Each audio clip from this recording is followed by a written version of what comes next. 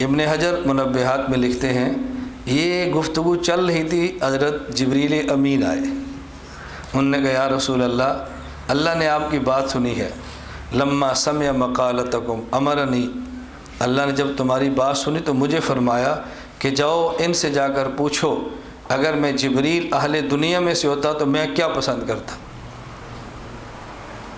حضور پاک صلی اللہ علیہ وسلم فرمانے لگے ان کنت من اہل دنیا ما تحب، اگر تو اہل دنیا میں سے ہوتا تو بتا جبریل تو کیا پسند کرتا۔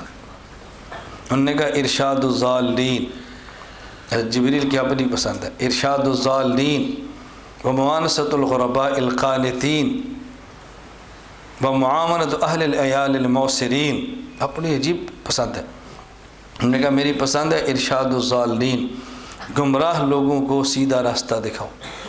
کیوں؟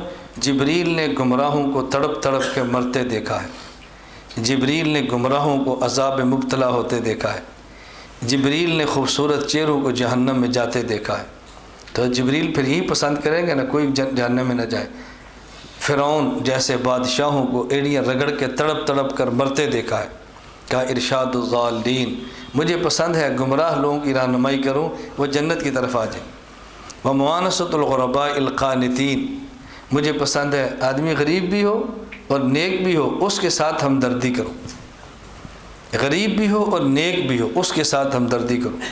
یقین کریں غریب بھی ہو نیک بھی ہو اس کے ساتھ پیار کرنے کا اپنا ہی مزہ ہے، آدمی کا دل اتنا مطمئن ہوتا ہے کہ بتا نہیں سکتا انسان کسی کو۔ نمبر 3 ومعاونۃ اہل العیال الموسرین، کسی آدمی کے بچے زیادہ ہوں اور ہوں غریب اس کے ساتھ مدد کرو، مجھے بہت پسند۔ اور ہمارے یہاں لوگ کیا کہتے ہیں انہیں جمن دی لوڑ کیڑی تھی،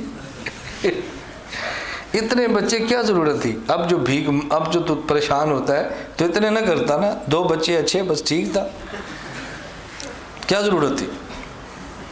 اور رسول اللہ صلی اللہ علیہ وسلم کیا فرماتے ہیں تزوج الولود الودود فإنی مکاثر بکم الامم، ایسی عورت سے شادی کرو جو پیار بھی کرے اور جو بچے زیادہ جنے، میں قیامت کے دن فخر کروں گا کہ میری امت زیادہ ہے۔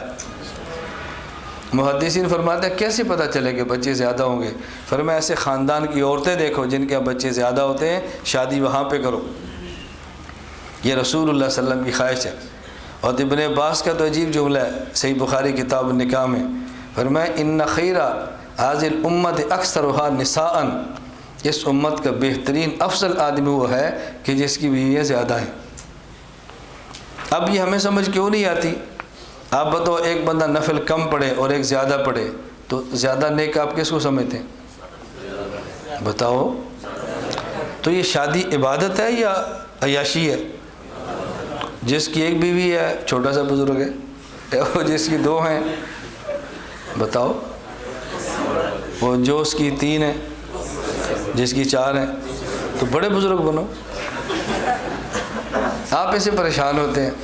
میں کبھی اپنے ساتھی سے کہا تو ابھی میں باہر سفر میں تھا تو کوئی ساتھی مجھ سے بیعت ہوئے، میں نے کہا بھی تم کہو ہمارا شیخ دیکھ لو، ہمارے شیخ کو دیکھو، جو خوبی ہے تم بتاتے جاؤ کہ ہمارے شیخ کے اندر موجود ہے۔ آپ جھجکتے کیوں ہیں یہ بات کہتے ہوئے؟ تمہیں کیوں الجھن ہوتی ہے؟ تمہیں کیوں شرمندگی آتی ہے؟ یہ کوئی شرمندگی والی بات ہے یا فخر والی بات ہے، خوشی والی بات ہے؟ تو حضرت جبریل نے کہا مجھے یہ 3 چیزیں بہت پسند ہیں۔ اللہ